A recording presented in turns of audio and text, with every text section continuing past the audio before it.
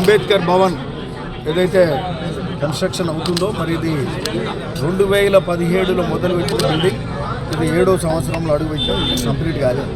సరే, మనందరి మిత్రులు అందరి ఆలోచన ఈ యొక్క వచ్చే ఏప్రిల్ 14 లోపల దీన్ని ఇనాగ్రేషన్ చేయాలనేది పోయిన వారం చెప్పడం జరిగింది.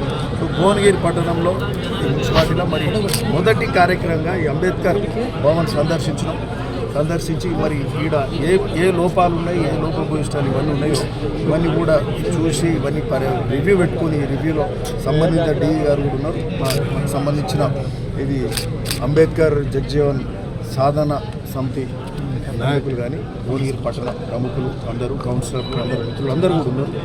సో వీరందరి సమక్షంలో కూర్చొని రివ్యూ చేసుకున్నాం. సరే, ఈరోజు ఈ బిల్డింగ్ ఏదైతే ఉందో ఈ ఎలివేషన్ ప్రాపర్ ఎలివేషన్ అనేది లేదు. ఇంకో ప్రాపర్ ఎలివేషన్ ఇవ్వాల్సిన అవసరం ఉంది. బిల్డింగ్ చుట్టూ ఒక మంచి ల్యాండ్స్కేపింగ్ కూడా ఇవ్వాల్సిన అవసరం ఉంది. ఒక స్లాటెడ్ కార్ పార్కింగ్ ఉండాలి. అట్లే బైక్లకు, మోటార్ సైకిళ్లకు పార్కింగ్ అవసరం ఉంది. ఓ ఎంట్రీ ప్రాపర్ ఆర్చ్ ఇట్లా పెట్టి మరి ఇవన్నీ కూడా చేస్తూ మరి అంబేద్కర్ జగ్జీవన్ స్టాచ్యూలు కూడా పెట్టుకుంటూ వాటికి సంబంధించిన ఎంత స్థలం కేటాయించి ముందు పక్కన షాప్స్ కూడా వేసుకొని, ఎందుకంటే బైపాస్ మీదనే ఉంది కాబట్టి ప్రాపర్ షాప్స్ వేసుకుంటే మరి ఆ షాప్స్ నుంచి వచ్చే రెవెన్యూ తోటి ఇది సెల్ఫ్ సస్టైనింగ్లో ఈ అంబేద్కర్ భవన్ నడుస్తుంది. అట్లనే ఆ కార్నర్లో ఆఫీస్ రూమ్ కూడా చేసి దాని మీద లైబ్రరీ ఆఫీస్ హాల్ లాగా చేసి దాని మీద ఒక లైబ్రరీ కూడా చేసుకుంటే మరి ఇక్కడ చుట్టుముట్టున్న విద్యార్థులకు కూడా పనికొస్తుంది.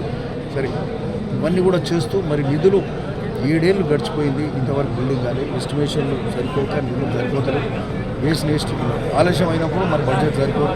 సరే, గౌరవ మంత్రి వెంకరెడ్డి గారు వారు ఎంపీగా ఉన్నప్పుడు ఎంపీ ల్యాడ్స్ నుంచి 60 లక్షల రూపాయలు పెట్టడం జరిగింది. వారికి కృతజ్ఞతలు చెప్పి మరి ఆ ఎంపీ ల్యాడ్స్ 60 లక్షల రోడ్డు ఇంకా నేను కూడా ఇంకా 40 లక్షలు దీనికి ఈ భవనాన్ని కేటాయిస్తూ దాదాపు మొత్తం 1 కోటి రూపాయలతోటి ఈ భవనం సుందరీకరణ చేస్తూ ఎలివేషన్ మంచిగా చేస్తూ అన్ని వసతులు ఏర్పాటు చేస్తూ ఎందుకంటే హైదరాబాద్కు అతి దగ్గర రింగ్ రోడ్ నుంచి 20 కిలోమీటర్లు సరిగ్గా మరి ఈ యొక్క ఏదైతే స్టడీ సర్కిల్ లాగా అంబేద్కర్ స్టడీ సర్కిల్ కూడా ఏర్పాటు చేస్తారు. అంబేద్కర్ స్టడీ సర్కిల్గా కూడా మరి ఏర్పాటు చేసుకుంటే మరి అంబేద్కర్ స్టడీ సర్కిల్స్కు మరి సోషల్ వెల్ఫేర్ డిపార్ట్మెంట్స్ నుంచి నిధులు కూడా వస్తాయి. డిపార్ట్మెంట్ నుంచి ఆ నిధులు వచ్చే కార్యక్రమం కూడా చేస్తూ మరి ఇక్కడ గ్రూప్స్ ఎగ్జామ్స్ పడ్డప్పుడు కానీ సివిల్స్ కానీ ఇవన్నిటికి కూడా మరి చదువుకోవడానికి కూడా మరి స్టడీ సర్కిల్ నిధులు వచ్చే కార్యక్రమం చేస్తాం. అట్లా స్కిల్ ట్రైనింగ్ కూడా ఇది మంచిగా పనికొస్తుంది. ఎందుకంటే పెద్ద స్థలంలో చేస్తారు. దాదాపు 2,500 గజాల స్థలంలో ఒక కింద 5,000 ఫీట్లు పైన 5,000 ఫీట్లతో ఈ బిల్డింగ్ కడతా ఉంటుంది. ఒక కమ్యూనిటీ బిల్డింగ్ కాక స్కిల్ డెవలప్మెంట్ లాగా అట్లా స్టడీ సర్కిల్ లాగా దీన్ని ఏర్పాటు చేసుకొని అంటే ఈ రాష్ట్రంలోనే మరి అతి ముఖ్యమైన అంబేద్కర్ భవన్ లాగా దీన్ని ఏర్పరచుకుంటాం.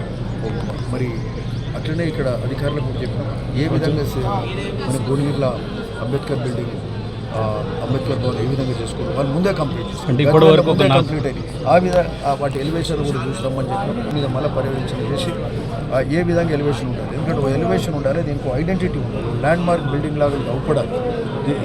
దీనికి ఒక శాంక్టిటీ రావాలి. అంబేద్కర్ అంటే చిన్న విషయం, ఆ పేరుకు తగ్గట్టుగా ఈ బిల్డింగ్ ఉండాలి, సుందరీకరణ ఉండాలి, ల్యాండ్స్కేప్ ఉండాలి. ఇవన్నీ ఏ విధంగా చేయాలి అధికారులు చెప్పడం జరిగింది. అవన్నీ కూడా వాళ్ళు మరి 2-3 రోజులలో వీటన్నిటి మీద కూడా ఎలివేషన్ ఎట్లా, ల్యాండ్స్కేప్ ఎట్లా, పార్కింగ్ స్లాట్స్ ఎట్లా ఇవన్నీ కూడా డిసైడ్ చేసుకొని ప్రాపర్ బిల్డింగ్గా అంబేద్కర్ భవన్ను భువనగిరిలో ఏర్పరచుకొని చేసుకొని మరి అందరికీ ఉపయోగపడాలి.